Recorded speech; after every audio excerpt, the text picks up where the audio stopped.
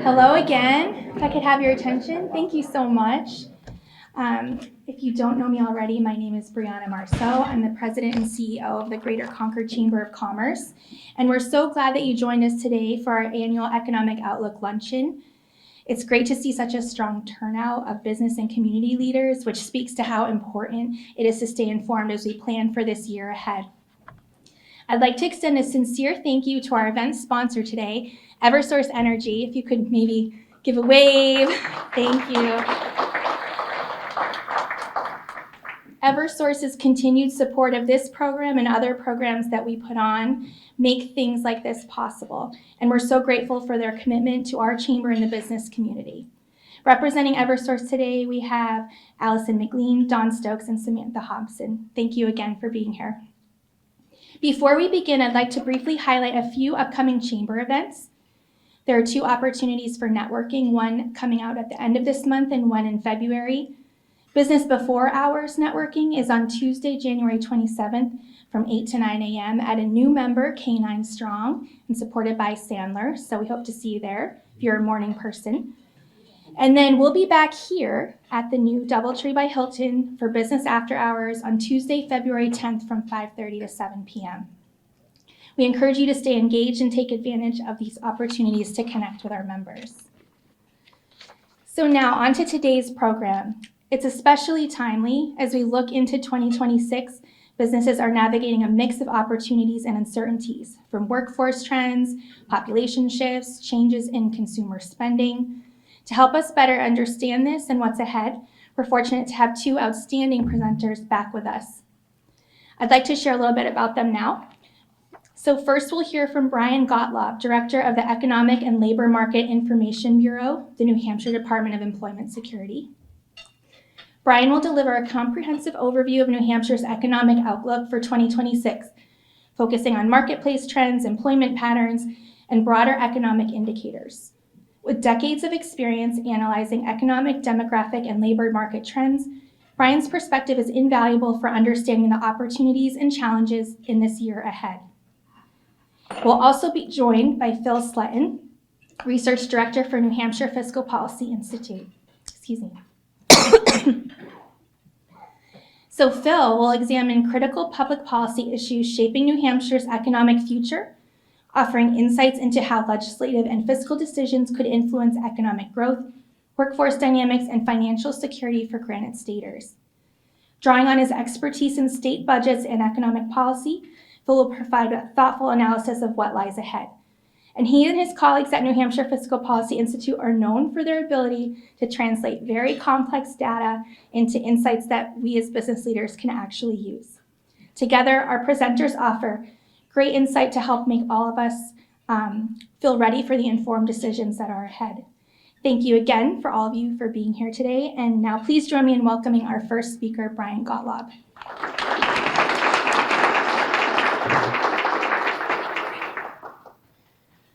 Take this. Thank you, Brianna. Thank you, Eversource, for sponsoring my world tour. I apologize for you folks having to listen to me once again.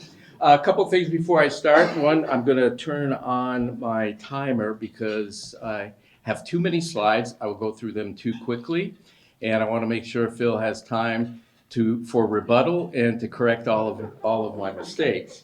Other things I want to say is that some of the things that I'll talk about are within the realm of politics. I'm not a political person. I'm looking at some of the issues that are affecting the economy strictly from an economic perspective. So please do not attribute any kind of political or ideological motivations to whatever I have to say. Lastly, you're welcome to a copy of the presentation. So you can put down your pens. I know all of you are taking notes here. So with that long introduction, let me start out with kind of an overview. Again, I'll be going through these charts really quickly, some of them more quickly than others.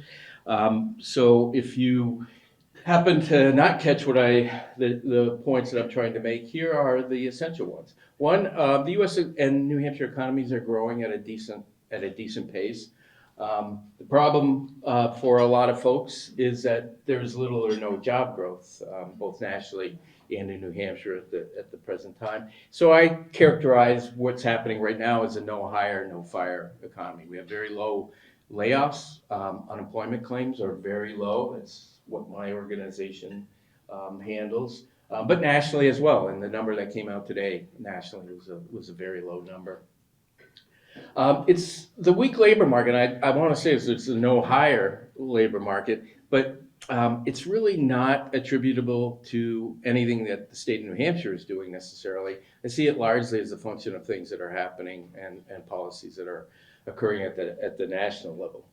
I do think the economy will strengthen in 2026, but I do expect job growth will remain weak, particularly in the first half of 2026.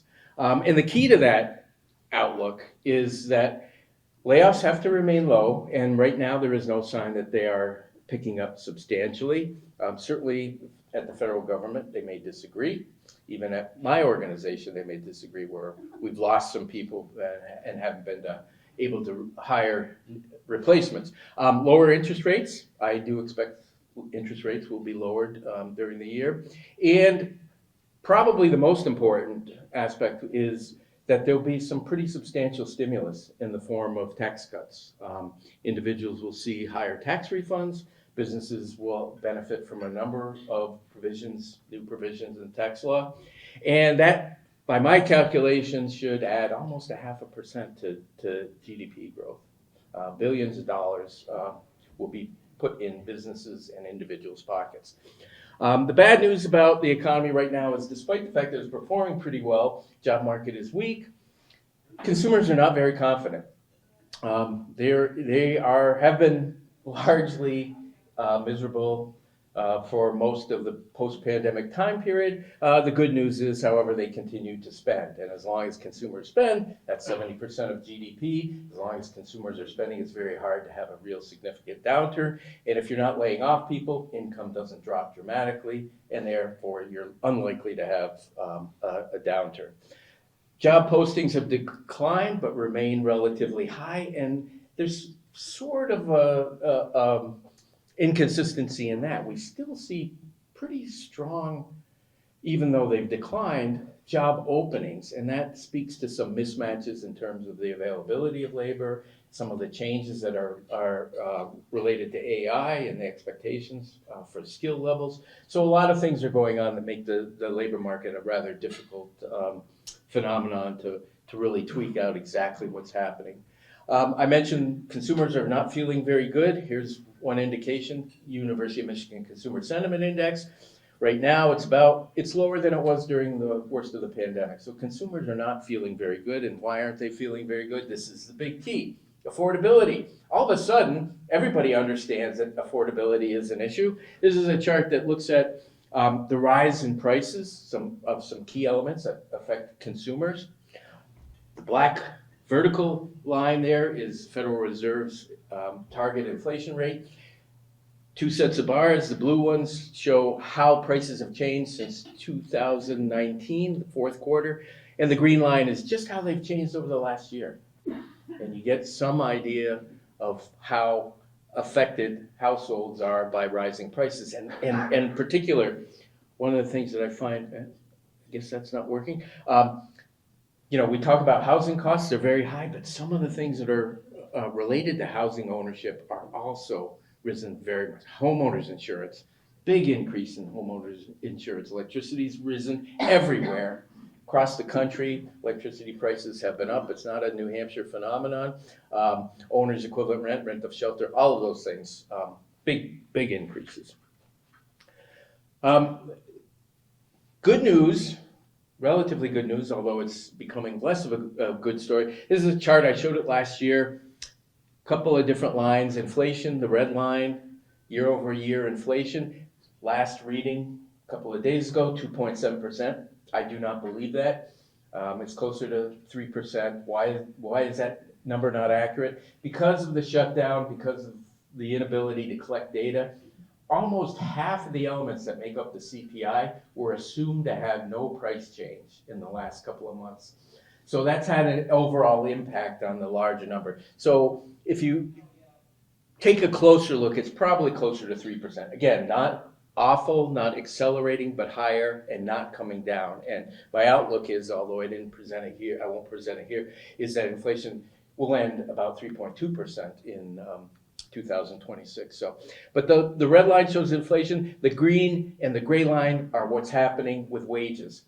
And the worst of consumers' sentiment was during the time when inflation reached 9% and wages were growing much less. So buying power much lower. That's the gray shaded area. You know, once inflation started coming down and wages were still growing above that, that's very positive for buying power.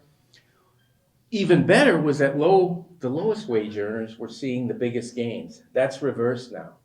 Now they're not seeing as large gains. That's the gray line. So year over year, 3.5%, 4.2% for overall wage growth. So that's causing some consternation. So those lines are getting closer and closer, and people are feeling that.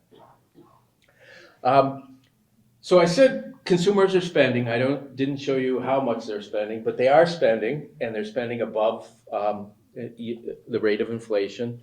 But my concern is that they're spending, more of that spending is coming from a smaller segment of the population. Visa does what they call a spending momentum index. Basically, they track credit card holders. So if you own a Visa card, you're in this data. It's anonymized, so don't worry. But what they do is they take a look at all card holders, and they say, did they spend more this year, this month, November, December? I think it's through December, November, than they spent last year with their Visa cards. And obviously, if more people are spending, that's positive. If there's fewer cardholders spending more money, that's a negative.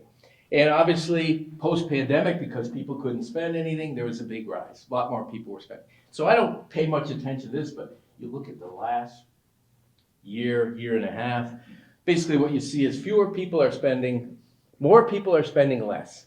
And the spending is being supported by more higher income, higher wealth individuals.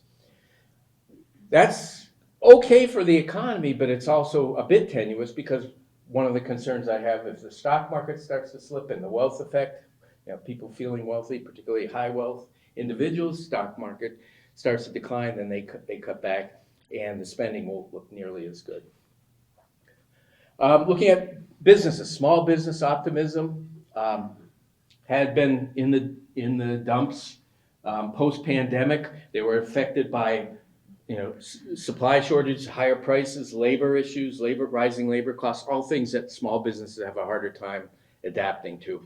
Post-election, big jump. Small businesses love Republican administrations.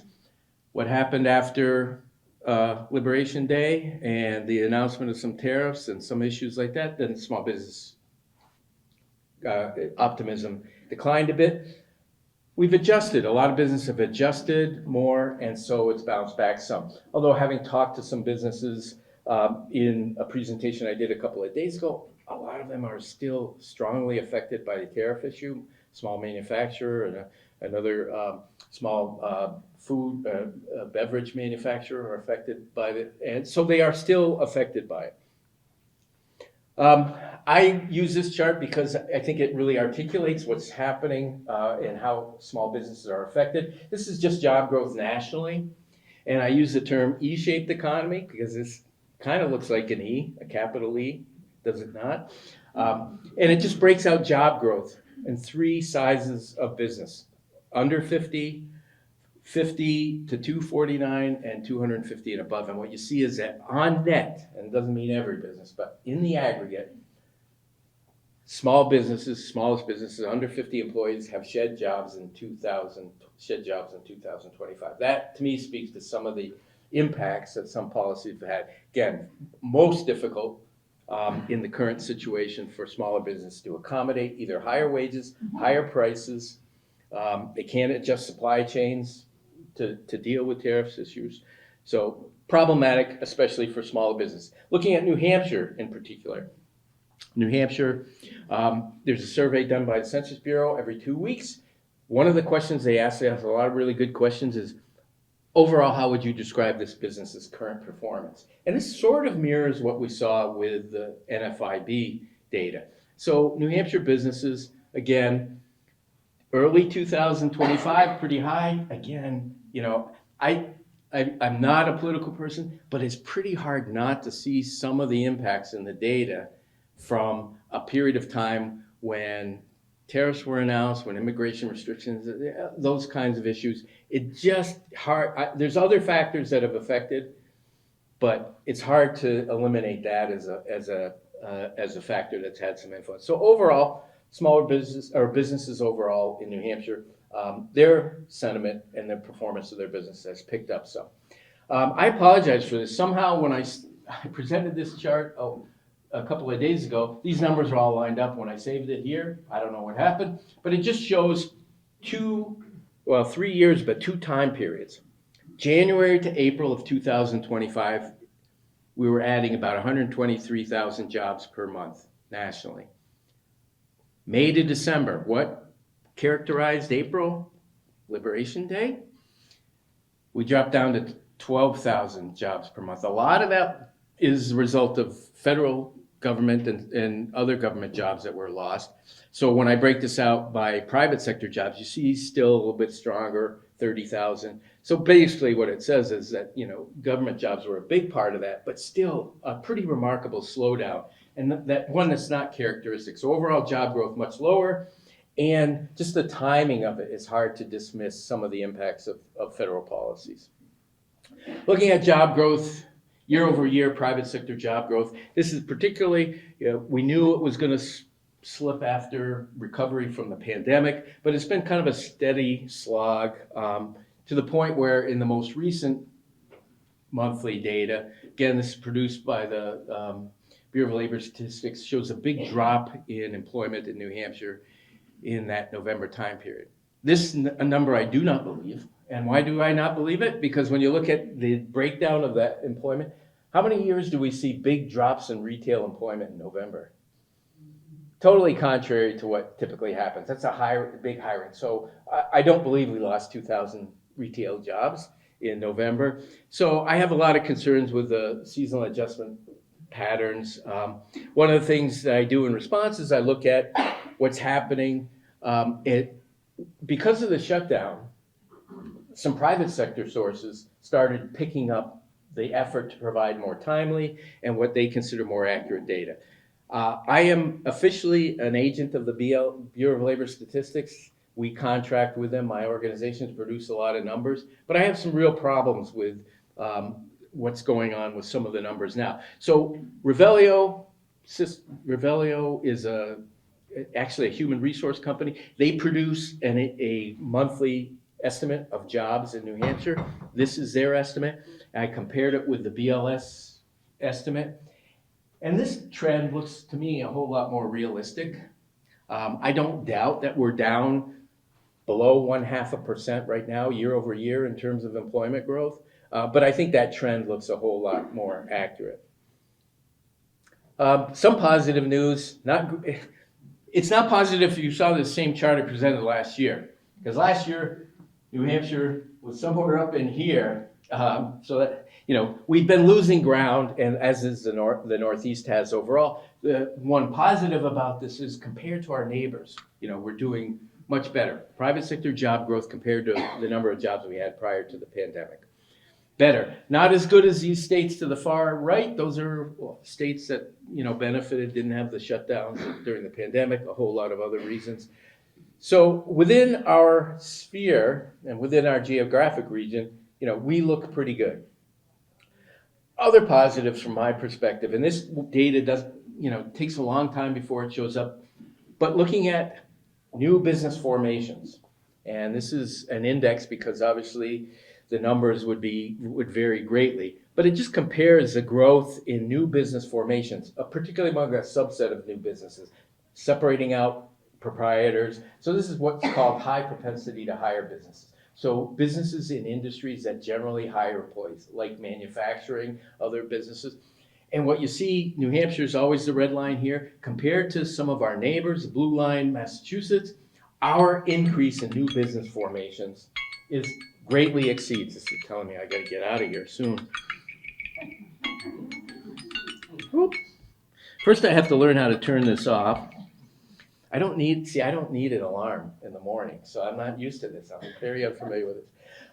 So much higher rates of new business formation in New Hampshire, but it takes 8-9 months typically before those actual hiring starts to show up. And I think in this particular environment, it probably takes even longer. I'm guessing that there's a general reluctance to hire, so I think it will take longer. But I do think overall, and I know this more anecdotally, as someone who does labor market studies for companies who are looking to locate in New Hampshire, and I've had a lot of those. So I do know that New Hampshire is still considered a favored location for business. Looking at job openings, job postings have kind of stagnated and started to decline, particularly over the last several months. This is just looking at in the region here, the Concord region. I used our local office, Employment Security local office, which basically is a lot of towns surround Concord and a lot of towns surrounding Concord. And you see it's fallen off. It's stagnated, it's fallen off. But I did want to point out the increasing percentage of jobs posted by staffing agencies. And I attribute that to a couple of things. One, it's difficult for businesses to find the exact skill set and occupations that they need. A lot of that's in the healthcare field. Healthcare is one of those industries that's still going strong, hiring. But it also speaks to an issue. We see a decline, and I've looked at this data nationally. I can tell you that it's kind of similar nationally. What we're seeing is not only some of that slowdown in hiring is because of the uncertainty of economic conditions, but I think some of it is that the skill sets that are being looked for are a little bit different. And I think organizations are finding it more difficult. And one of the things they're doing is turning to staffing agencies to help them find the talent that they need. So there's a slowdown for sure, but there's also some twists in the labor market that I think it may make it especially challenging. One, for organizations to hire, also for individuals who are entering the labor market. Almost. Big issue for New Hampshire is our labor force still below what it was prior to the pandemic, this black line US, New Hampshire red line. And I looked at the Concord micropolitan area, which is, again, largely Merrimack County, and it is even a little bit lower. So, we're going to be late. Our labor force is growing so slowly. It's going to be really difficult to have much in the way of job growth when this is the phenomenon that we're dealing with. And when I break it down demographically, I can tell you a lot of it has to do with younger people doing other kinds of things, not doing traditional work. I won't get into that. Nationally, this is a big problem. What's happened with labor force growth, and the green line is the big story here, which is foreign-born labor. And what you see is the growth in the labor force, 3-month moving average. So now we're losing foreign-born workers, and that's a problem for some industry. It's a problem overall, problem for some industries. I talk about immigration in the New Hampshire context, very different than talking about it if you're on the border of Texas. New Hampshire's immigrant population, for the most part, is well educated. About 60% have some sort of post-secondary education. They fuel a lot of our technology industries. We also benefit in terms of hospitality industry, construction industries, but our immigrant population is very different. So if it does get cut back, it has some real ramifications for some of our industries, and not just the usual ones that agriculture, construction, hospitality that are talked about, although those would all be affected. I'm not going to talk too much about this. I said this a couple days ago. I'm the product of a Canadian import, so I take a certain offense at issues related to the treatment of Canada and Canadian tariffs. And this just shows what's happened to trade with New Hampshire and Canada. It's dropped pretty significantly. A lot of that has to do with aerospace products. Although when I look at the data, aerospace product exports haven't declined overall. They're just going to different places. My guess is they're going to Europe, to Airbus, and then working their way back to Canada. So it's not having that great of an impact, but it does affect our relations, and this does have an impact. This is visits from the province of Quebec, based on Statistics Canada. I have a chart that shows overall visits from Canada. New England gets visits primarily from Quebec, and they're down 30 to 40%, and that has an impact on our hospitality industries, has a real impact on some of our regions, more rural regions, in terms of visits and more tourism and hospitality dependent regions. I did want to quickly mention, and Phil will talk about this, and his organization does certainly a lot more work on this issue, but because we're in Concord, I have to talk about state revenues. They're getting a lot of attention. I look at it a little differently. I don't look at what's happened in terms of the expectation for revenues. I look at what's actually happening. I use a 12-month rolling sum. I select out things that we don't do anymore, interest and dividend tax. So what's happening with the taxes that we're actually still collecting? Well, they've started to inch up a little bit. And then when you add in the tax amnesty money, it looks a whole lot better. So the expectation that things are going to continue to slide, I'm not sure that that's likely to be the case. When we look at business taxes, they've largely stabilized, and it's very possible. I do not see them sliding significantly. And then when we look at non-business taxes, the trend there is really positive. So overall, I'm a little bit more sanguine in terms of the state's revenue system. I'm almost done here, Phil, apologize.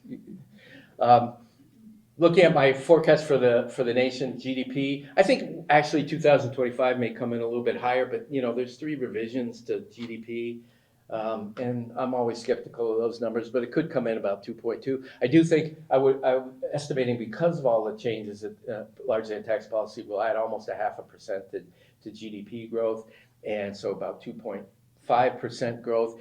This is less optimistic numbers. I know last year, this is my mea culpa. I know when I came here, I think I said New Hampshire would add about 1% to its jobs. 3 months after the announcement of tariffs, I dropped it down to 0.6% or 0.7%, and now it's down to 5%. I think we'll finally end up somewhere in that area. But moving forward, 2026, I do not expect to see a significant increase in job growth. So while the economy will still be rolling, I think the labor market's going to struggle. And again, I apologize, Phil, for taking some of your time. And with that, I'll stop. Turn it over to Phil. Well, I'll turn it over to Brianna, who will turn it over to Phil. Well, you don't trust me turning it over to Phil. Phil doesn't trust me. It's not that, Brian. There's something I forgot to tell you all when we open things up. But following Phil's presentation, we are going to open it up into a Q&A. So those of you that are sitting there absorbing this information, think about some questions you might want to ask Brian, and then we will move on to Phil next.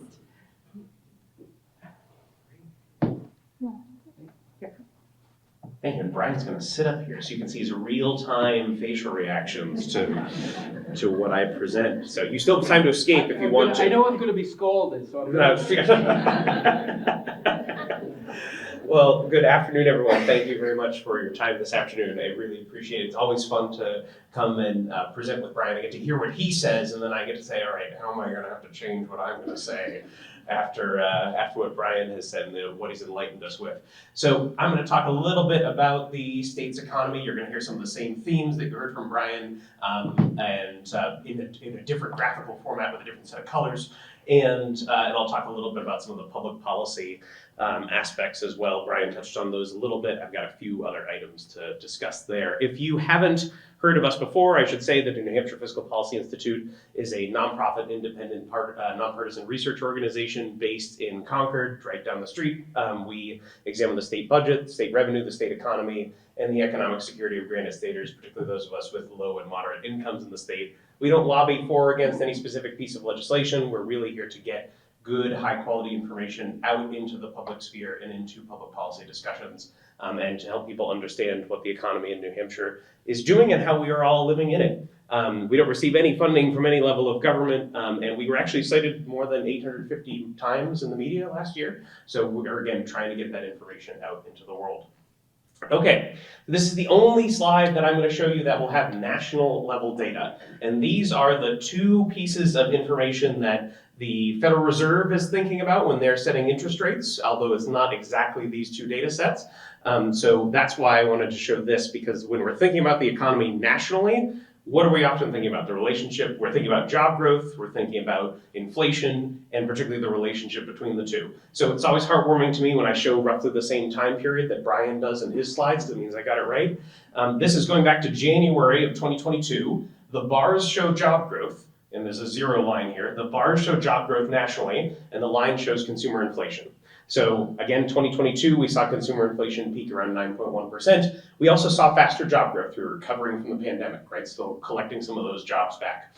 Since then, we've seen inflation slow, but remain a little bit above that, 2%, and it's not exactly 2% in this measure. It's more like 2.2 or 2.3 of the CPI to PCE translation. But we see that inflation remains a little stubbornly high, and again, some of these numbers, I think Brian has great reason to suspect, because I do suspect them too, but they're the number that we have in this data set. And we see job growth has really stalled at the national level. And that's something that reinforces in my mind what we see in the New Hampshire data, where we also see job growth stalling. Doesn't mean the New Hampshire economy and the national economy are always doing the same thing. They aren't, but if we saw a divergence, then we might have a couple more questions. Here, we don't see quite that divergence. Again, these are data that over the last several months, or I would say most of the last year in particular, there are more reasons to be a little bit concerned about how is the collection going, how solid and reliable is it. But this is the change in the number of jobs that are based in New Hampshire reported by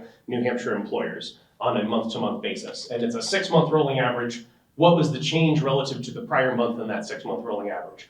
You can see the zero line here. That one, in the way that these data are crunched, I think Brian was showing a 12-month, so that pushes it a little higher. This goes negative, right? It's suggesting that employers are reporting fewer employees in the state than we saw in the 6-month period, or in the 6-month period prior, in the prior month on that 6-month rolling average basis. So again, not a great trend line if we're looking at from the beginning of 2022 to the most recent data we have.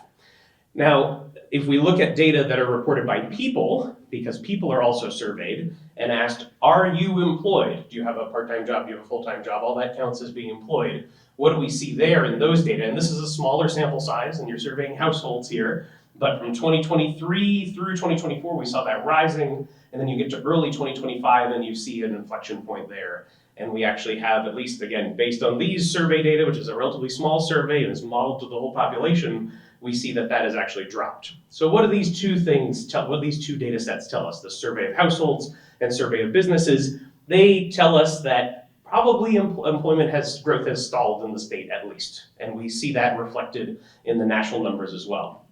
There could be the differences that we see in the trends could be because of people's interstate commuting habits changing, right? It could be that individuals who commuted out of state are maybe less likely to work now, or we're not capturing as many data. Maybe they're from people who may be working from home. It may be harder to collect those data. That could be a difference between the household and employer survey. Part-time employment versus full-time employment could show up differently. And all these data are limited, unfortunately, by the resources invested in data collection. And that has changed particularly at the federal level. But again, the upshot appears to be that job growth has stalled in the state and nationally. If we look at the aggregate data over a long time horizon, so this is going back to 2005, you'll see two lines on this graph. The bottom blue one is the number of people employed in the state, reporting they're employed, number of states residents. And then the top one is the number of people who are participating in the labor force. And that shaded area is how many people are unemployed and actively seeking work. So we can see during the Great Recession, unemployment went up quite a bit. That's why you see that big area that is shaded in unemployment. I do want to note we've zoomed in here right on this graph. So this doesn't begin at zero, it begins at 680,000 people, just to be clear. And then we saw the labor market a little bit more constrained as we got to the run-up to the COVID-19 crisis. That then increased unemployment again. And now, in recent years, we've seen that there has been some significant job growth, and we did see the labor force itself take a little bit of time to grow again. But the good sign that we saw from these last 2 years is that the labor force did grow. It is still below that pre-pandemic peak, as Brian pointed out, the labor force did grow, but that employment growth also stalls when you look year over year here. It's not a big increase between 2024 and the first 11 months of 2025. Now, I know that both of us have presented to you before about how the labor force constraint is hindering job growth in New Hampshire. Is that the story that we're seeing now? At least right now, I think it is a different story. This is the best measure that I know of measuring what is the labor force tightness, if you will, in New Hampshire. How many people are unemployed versus how many job openings are there. And that's exactly what this measures. What's the number of job openings per unemployed person? So the higher the line is on this, the more job openings there are per person who's actively looking for work. And we can see that in the run-up to the Great Recession, it was about 1 job opening for every unemployed person. Unemployment went up and job opportunities went down. Then up to the COVID-19 crisis, we see it was almost 2 job openings for every unemployed person. Then in early March, or February and March of 2022, peaked at 3.5 job openings per unemployed person. And since then, it's dropped. Since then, we're actually back down to about where we were, and maybe even a little lower, but about where we were in 2019. And that suggests that the labor force constraint that we've seen in the economy over the last 5 years has seesawed now, and we're back to about where we were prior to the pandemic, at least in this data set, right? There's a lot of other variables that go into this, but in this data set, it doesn't look like the constraint that we're facing is the same magnitude, the same challenge that we saw back in, especially in early 2022. However, I think that's a temporary phenomenon. If we look at the demographic profile of the state, I think the long-term challenge, and Brian alluded to this in one of his slides as well, the long-term challenge of labor force growth is that demographically, a lot of us are approaching traditional retirement ages. If you look at the age profile of the state, and these are in 5-year age cohorts, those of us who are in dark green are still kids for the most part. Those of us who are in light green are in the 20 to 54 age group. Those of us in orange are in the 55 to 64 age group, right? Those two age groups. And those are the largest and third largest age groups in the state. The second largest is the 65 to 69-year-old age group, right? So, and you can get up to the lighter blue and darker blue deeper into older adulthood. So this suggests that there's going to be a lot of us who will likely be leaving the labor force over the next 10 years. Now, that's not a consistent phenomenon, right? In terms of, it's not like everyone hits 65 and retires. That is not the case. And we can see that over decades, this goes back to 1995, over decades, the labor force participation rate for adults age 65 and older in New Hampshire has increased. Right? There was a drop off in the 20 to 24 data. That's probably a lot of pandemic related effects there. I don't know what the long-term prognosis is for that, but we see that older adults have increased their labor force participation rate, and the percentage of the labor force that are adults age 65 and older, that's grown to a larger percentage of all of us that are in the labor force, right? So that's up to 9% in this decade so far. Now, if we think about population growth going forward, what are the drivers of population growth in New Hampshire? We see, if we look 2010 to 2024, there are several different colored bars on this chart over year by year. The green one is births minus deaths. And since 2017, there have been more deaths than births in New Hampshire. Right? So that's not a source of population growth for us, which means we rely on in-migration. And in-migration includes net international migration, which you see here in orange, and then net domestic migration in blue. And those net international migration numbers have varied, but have been mostly positive. The net domestic migration has been much stronger in recent years, particularly since the pandemic, but has not been that strong throughout. But we rely on that migration into the state to grow our population. Now, what are some of the barriers to migration into New Hampshire? In October, NHFBI released a report where we examined the last 20 years of affordability data. So Brian alluded to this a little bit as to the challenges that consumers face, that all of us face in the economy when it comes to either perceptions or reality of how easy is it to afford the cost of living. And here you can see 5 indicators, 5 measures that we had 20 years of data for that are at least roughly New Hampshire based. 2005, 2015, 2024, what's the mortgage payment for a newly priced median single family house? What's childcare for 2 children under 5 years old? food for a median household, average expenditures on healthcare, and then gasoline for 2 average cars with the average number of miles driven in each one of those years. And for a mortgage price, for a mortgage payment for a newly purchased, a median priced house, you can see that that's swung substantially, right? Inflation adjusted went from about $36,000 in 2005 to $23,000 in 2015 to $47,000 in 2024, right? That's the annual cost. That's not the purchasing costs, right? That's not your closing costs. That's not your real estate transfer tax. That's the cost of the mortgage with an average 30-year fixed interest rate, right? And your average property tax payment in the state. Childcare and healthcare expenditures were the next fastest increasing and increased substantially over this period. Childcare for 2 children under 5, that was about $29,000 in 2024. And then expenditures on healthcare is a little under $11,000 in 2024 for this household. And what that means, if you compare it to median household income, which is not necessarily the average income or the median income for a family of 4, but it's a data set we could trace back all the way. From relative to median household income, in 2005, you're a little above water by about $5,000. You're about $15,000 above water in 2015. You're about $2,000 underwater in 2024.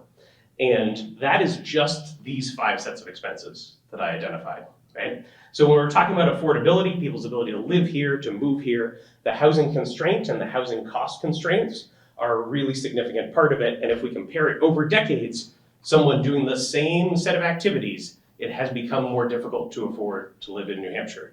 Again, just looking at these 5 expenses. So there are some public policy tailwinds and headwinds when we look at the economy going forward in New Hampshire going into the next year. I do want to note, so state revenues, I'll say, have not shown, and this is where I'm parsing words a little bit with Brian here, because I don't disagree with any of the numbers that he presented, and I don't disagree with the tone either, that we may be at the point where state revenues are starting to turn around. What I do want to emphasize for folks is that we got, at the state, there was a growing, there was over 4 budget cycles, not for the budget we're currently in, but the prior 4. There was a sense that the state could expect to have significant surpluses, significantly more money than it expected. And I don't think we are at the point where we will be seeing a significant surplus, especially outside the tax amnesty program, yet this fiscal year or next fiscal year. So there is, I think, a shift in mindset when it comes to what are the expectations for revenue that's available for public policy initiatives. State revenues haven't shown a clear sign yet that they're going to be generating reliable surpluses so far this fiscal year. And the policies, some policies that have been passed have also reduced available revenue. Some have increased, especially through lottery, but many have reduced available revenue, and in aggregate they have. There are also some new federal limitations on how the state can raise money through Medicaid, under Medicaid policy. That will mean that the state over the next 10 years or so will likely have to find, if it wants to maintain current levels of Medicaid services, a significant amount more money to fund those services from other revenue sources. Right? So that's an increased fiscal pressure. And if someone has questions about this, I'm happy to do a deep dive in the Medicaid enhancement tax if you'd like, but this is increased fiscal pressure over the next 10 years. The new state budget and federal policies also require more cost sharing with Medicaid enrollees and also have working community engagement requirements. So that means that some individuals will be disenrolled. The estimate that I've seen is about 20,000 people in New Hampshire will lose Medicaid coverage because of the working community engagement requirements. Not even necessarily because they aren't complying with them, but because the paperwork can be difficult to report that they're complying with them. And that also means that those households then won't have access to health coverage or will have to pay more for their health coverage. And when we think about resources in the pockets of individuals who have low incomes and very limited resources, those dollars get into the economy faster and are generally more effective economic stimulus. Also true for food assistance programs. There's some federal changes at the federal level to the Supplementary Nutrition Assistance Program, or SNAP, also known as food stamps in New Hampshire. That is very effective economic stimulus. If you look at Moody's Analytics, their estimates, and the U.S. Department of Agriculture, their estimates are $1 spent on that is roughly $1.50 of economic growth, and it's more helpful in rural areas. We're likely going to see that some of the changes in SNAP policies at least mean more fiscal costs for the state and may mean that there are fewer enrollees as well. in the Supplementary Nutrition Assistance Program, which is, again, less federal money than coming in to stimulate the state's economy. And the current state budget, I do want to note, did not collect enough revenue, or the revenue projections were not high enough that policymakers felt comfortable repeating some of the last state budget's support for housing and childcare initiatives. So there was some fiscal contribution to those initiatives or to those areas in the last state budget that were not repeated in the current one. How that ends up affecting the childcare market or housing market and what that means for prices, I can't tell you definitively, but it does mean the state is devoting fewer of its own resources to it. Okay, so if you took a nice nap during that time period, you just had some lunch, and there were some graphs up there, but you were focused on other things. Here are some takeaways. Okay? Recent job growth has been limited, and that's likely due to a slowing economy that we've seen in 2025. We don't really know all the things that we usually would know in a typical year, I guess I would say, about what the economy is looking like now. The federal shutdown did play a significant role in that. The overall response to the economy and the economic situation, I would say, appears to be one of caution. Brian identified the no fire, no hire, and I definitely see that in the data as well. That's in the national data, that's in the state data. There are long-term demographics in the state that suggest that even if we have a little bit less of a labor force constraint now, a little higher unemployment rate, a few more people than we had before available for work, that's likely a temporary phenomena. There is both the mismatch that Brian referred to, but also long-term demographics suggest that the state is going to continue to face a labor force constraint. And high costs in New Hampshire, particularly for housing, may make it more difficult to attract people to New Hampshire. And that's even if, that's not even about the attractiveness, it's just, is it worthwhile? Does the math work for people to live here? And even if it does, what does that mean for their spending power on the ground? State policymakers will likely have fewer resources, both because of state and federal policy changes, to address these challenges at the state level in coming budget cycles. And the 2026 economy, this is as close as I'm going to get to the nice forecast that Brian gave you with precise numbers. The 2026 economy may offer more certainty, and that would enable more investment in hiring decisions on the parts of businesses. There's maybe a little less uncertainty, particularly at the federal policy level. But those affordability challenges, particularly for households with lower incomes, Brian did show some of that evidence around where is the spending power being squeezed the most.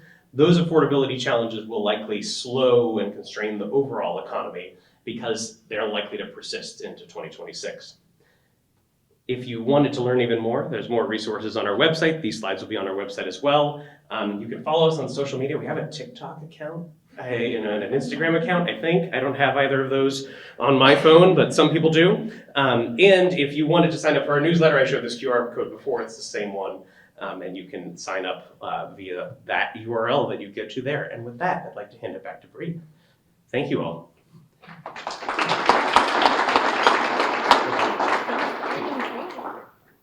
Okay, the time has come for Q&A.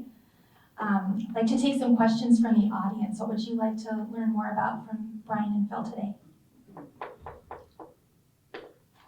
Yeah, Bree, do either of you see any anticipated adjustments or corrections to the cost of housing as it relates to that last chart you were showing?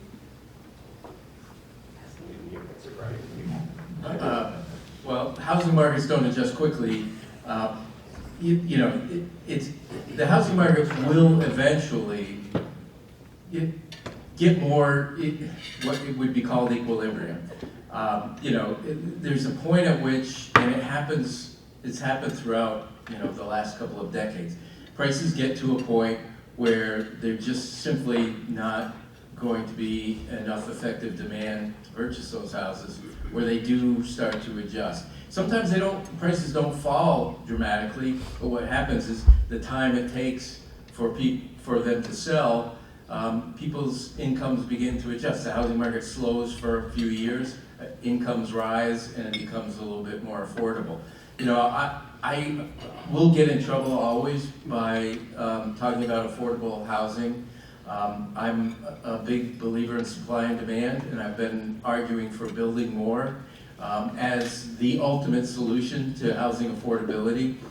We can talk about building affordable housing, that's great, it's just more difficult to build affordable housing for a lot of reasons. One, it's very costly to build houses now. Prices are up for construction of housing. Regulations make it difficult, and that constrains supply. And if you want to lower prices long-term, the only way to really do that is to make sure there's enough supply. And to the extent that we constrain supply, which we have, and I have a whole bunch of charts on housing where I show how many more housing permits have been issued in a neighboring state, Maine, which, by the way, has the same demographic issues we do and has managed to see much greater in-migration to that state, not because they have a stronger economy, by far, but what they have is more housing availability. And so I'm just a big believer the only way we're going to really address the problem long-term is to build more. And I'll double down on parts of that answer.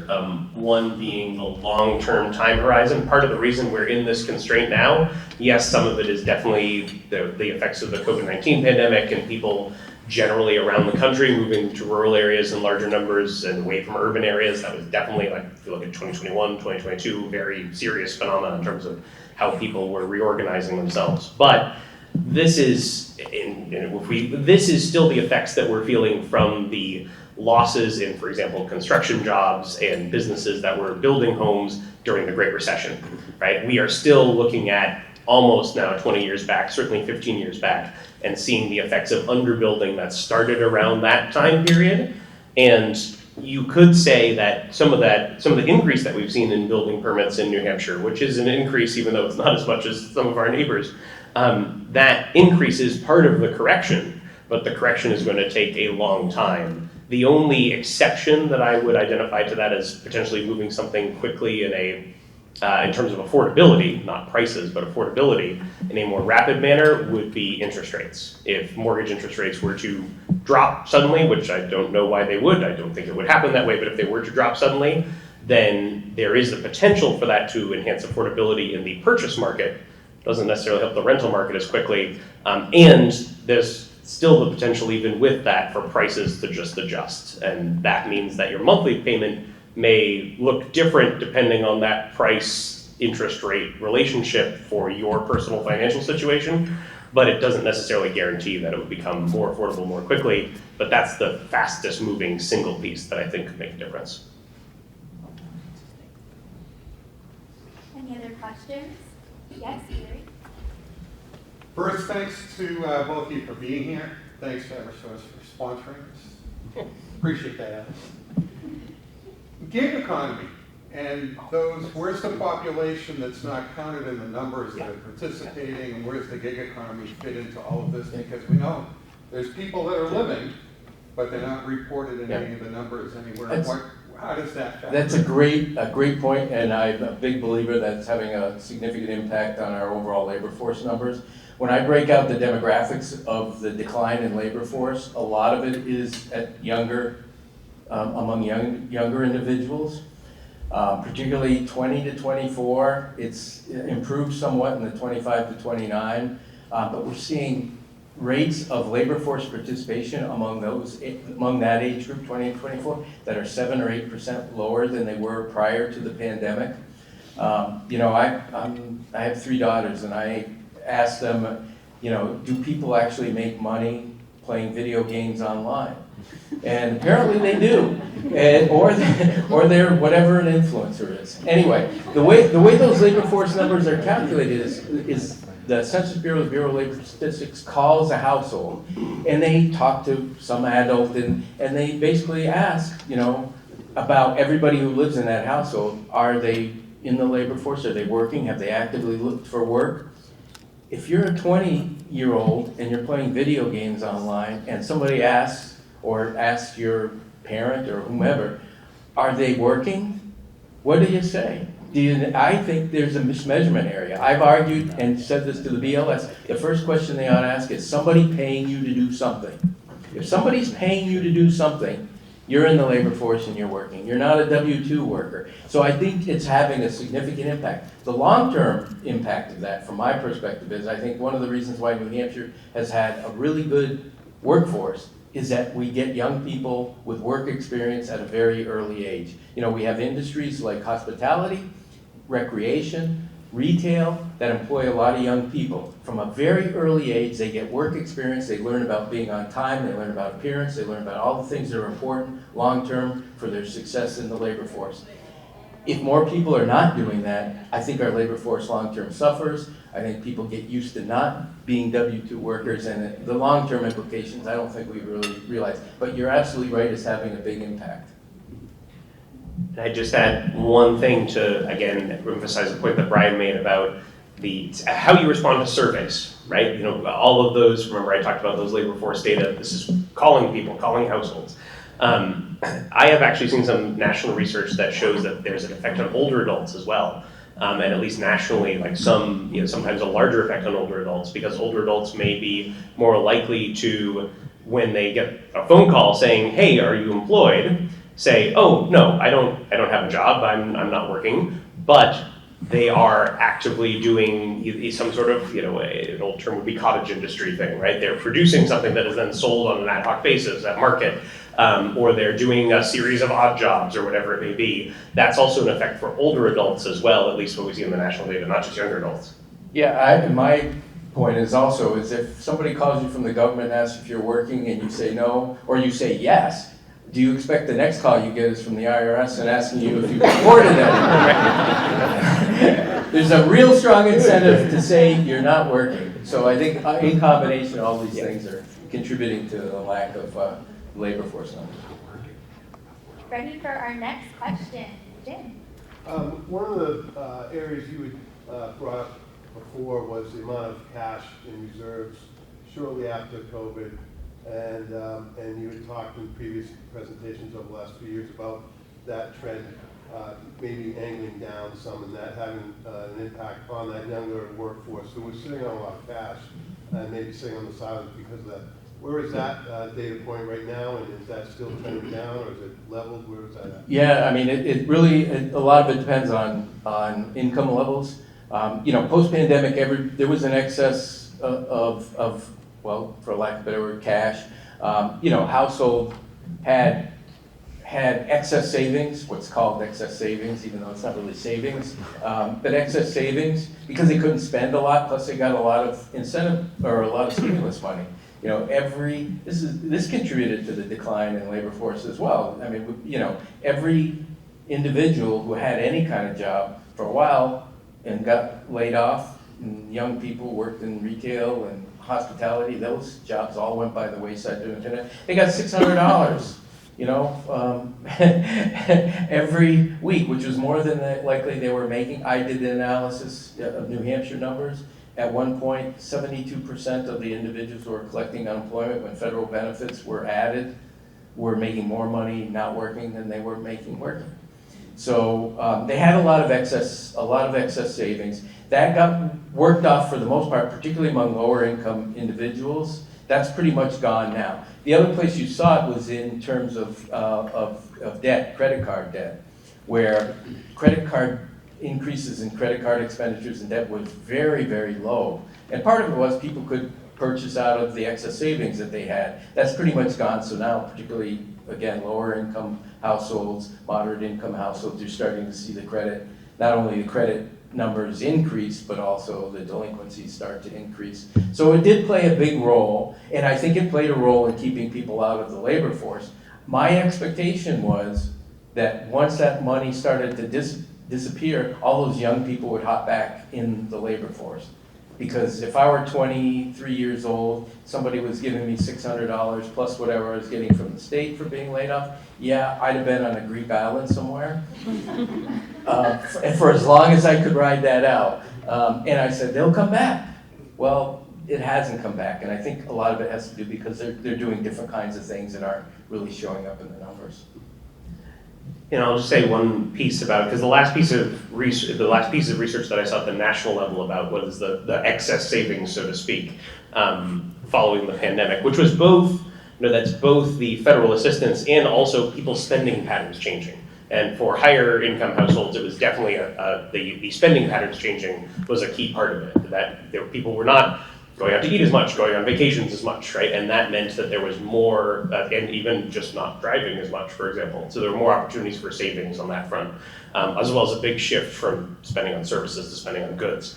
Those savings are probably a key reason why we didn't have a recession, as Brian didn't forecast, right? He forecast that we wouldn't have a recession back in late 2022 and in 2023. I would say that those savings being spent down and more immigration into the country than was projected back in 2022 and 2023 were some of the reasons why we stayed out of recession.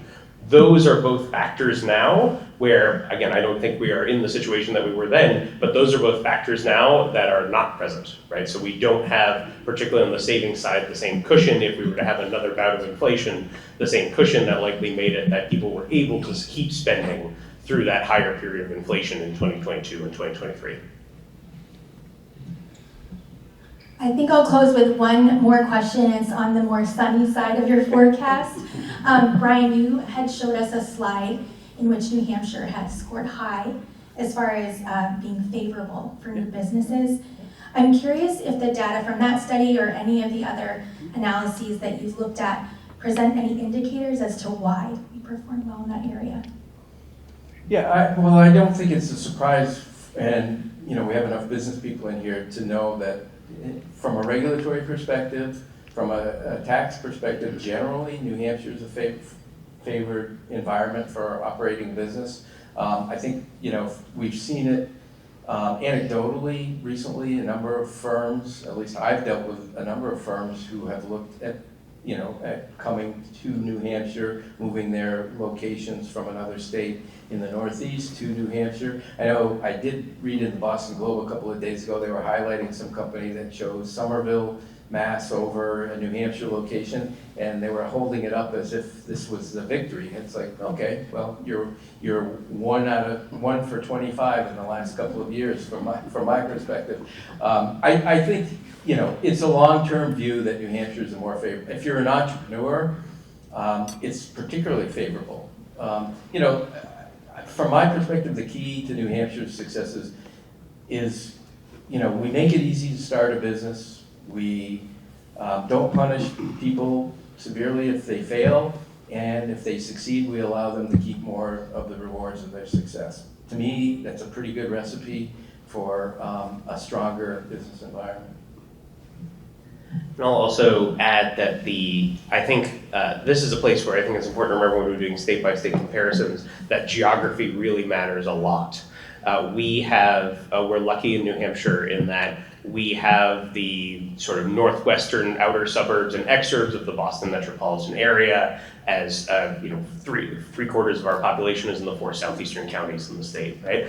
We have a relatively high income, median household income as a result of that. It's not the highest among the states, but is in the top 10 relatively consistently. And we have there are roughly 100,000 people in poverty in the state, but we still have a lot of spending power in the state, right? We still have a lot of people who are middle and upper middle income households and higher income households. And that provides a customer base that when you're comparing a state by state comparison, if you're a business starting up and part of being in a favorable environment is that you have customers nearby who you are able to sell goods or provide services to who can afford to do it. Not every state has that opportunity, particularly if you're looking at statewide data. And it's not true throughout New Hampshire either. There are some parts of New Hampshire that are more fortunate on that front than others. But I think that piece of geography that we are in a relatively wealthy region of the country, a relatively high income region of the country, and get some of the direct spillover of that from the largest metropolitan area in the country, I think that helps us quite a bit as well when it comes to being a favorable economic environment. Excellent. I want to thank Brian and Phil once more for their presentations today. Please join me in a round of applause. And thank you once again to our sponsor today, Eversource. Thank you, audience. Very engaged, great questions. We appreciate you being here today, and we'll see you at another chamber event soon. Have a great day.